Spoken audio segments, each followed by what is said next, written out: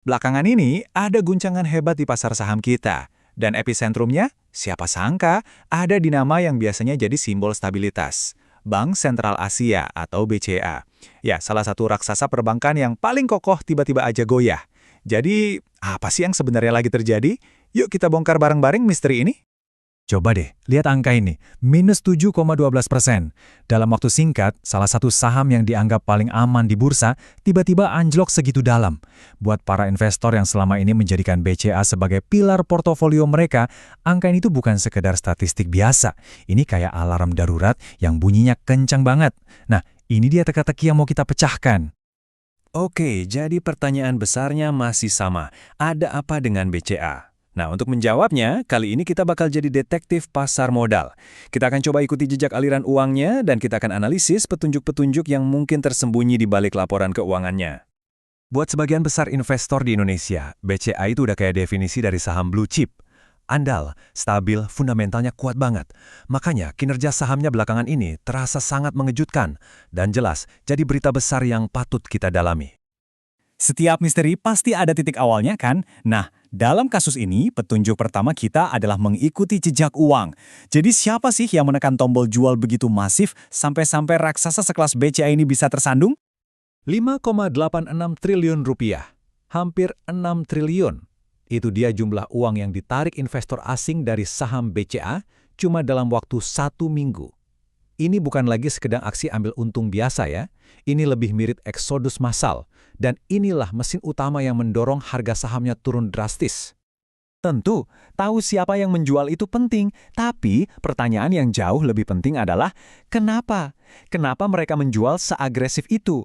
Aksi jual besar-besaran ini kan cuma asapnya. Sekarang, tugas kita adalah mencari sumber apinya.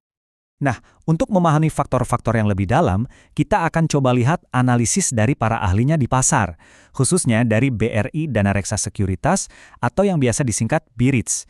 Mereka udah memetakan beberapa alasan fundamental di balik sentimen negatif yang beredar ini. Jadi menurut para analis, ini bukan cuma karena satu masalah tunggal. Ternyata, ini kombinasi dari beberapa hal. Ada faktor eksternal, seperti sentimen seputar indeks MSCI, ini semacam tolok ukur penting buat manajer investasi asing. Dan yang lebih penting lagi, ada juga beberapa angka dari internal BCA sendiri yang kelihatannya bikin para investor jadi mikir 2 kali. Oke, ayo kita bedah bareng-bareng angka-angka ini biar gampang. Pertama, pendapatan bunga bersihnya melambat. Ini menekan margin keuntungan bank.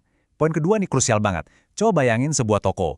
Utangnya buat beli barang dagangan naik, tapi di saat yang sama, jumlah pelanggan yang nabung uang di kasir toko itu malah turun. Nah, ini kan bikin arus kasnya jadi tegang. Kira-kira seperti itulah yang terjadi di struktur pendanaan bank. Terakhir, pertumbuhan laba bersihnya ternyata di bawah ekspektasi pasar. Dihantam tekanan jual yang begitu hebat, BCA ternyata nggak tinggal diem. Justru sebaliknya, mereka langsung mengumumkan sebuah langkah korporasi yang sangat besar dan strategis sebagai jawaban. Mari kita lihat gimana cara mereka melawan arus ini. 5 triliun rupiah. Angka ini bukan sekedar angka biasa, ini adalah jawaban telak dari BCA. Mereka mengumumkan rencana share buyback atau pembelian kembali saham senilai ini. Ini tuh kayak cara perusahaan bilang ke pasar, "Hei, kami percaya 100% pada diri kami sendiri, bahkan kalau kalian sedang ragu." Jadi, apa sih share buyback itu? Gampangnya gini, bayangkan seorang seniman terkenal memutuskan untuk membeli kembali lukisan-lukisannya dari galeri dan kolektor. Tindakannya itu ngasih pesan yang kuat banget. Saya tahu nilai karya ini, dan saya yakin di masa depan nilainya akan jauh lebih tinggi. Nah, kurang lebih itulah yang sedang dilakukan BCA dengan sahamnya sendiri. Kalau kita lihat dari pernyataan resminya, tujuannya jelas banget. Intinya, semua ini demi menstabilkan pasar, mengembalikan kepercayaan investor, dan pada akhirnya memberikan imbal hasil yang lebih baik buat para pemegang saham yang tetap setia bersama mereka. Rencananya pun sangat rapi dan terstruktur.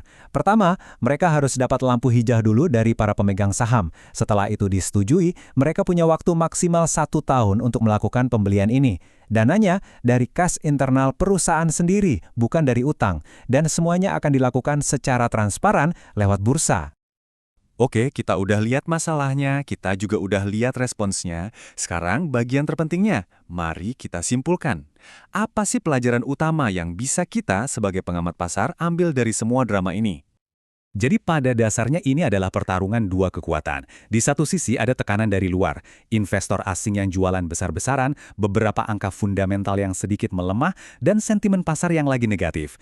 Tapi di sisi lain ada perlawanan kuat dari dalam, sebuah rencana buyback senilai triliunan rupiah yang jadi deklarasi kepercayaan diri dari perusahaan itu sendiri. Dan pada akhirnya, ya inilah inti dari semuanya. Kita lagi nonton pertarungan klasik di dunia pasar modal antara sentimen jangka pendek yang kadang panik melawan keyakinan fundamental jangka panjang sebuah perusahaan terhadap nilai intrinsik mereka sendiri. Dan kita akhiri pembahasan kali ini dengan sebuah pertanyaan besar yang menggantung. BCA sudah meletakkan kartunya di meja, mereka bertaruh 5 triliun rupiah untuk masa depan mereka sendiri. Pertanyaan besarnya sekarang adalah, akankah pasar dan kita semua di dalamnya ikut bertaruh bersama mereka? Ini adalah sebuah cerita yang pastinya akan sangat menarik untuk kita ikuti kelanjutannya.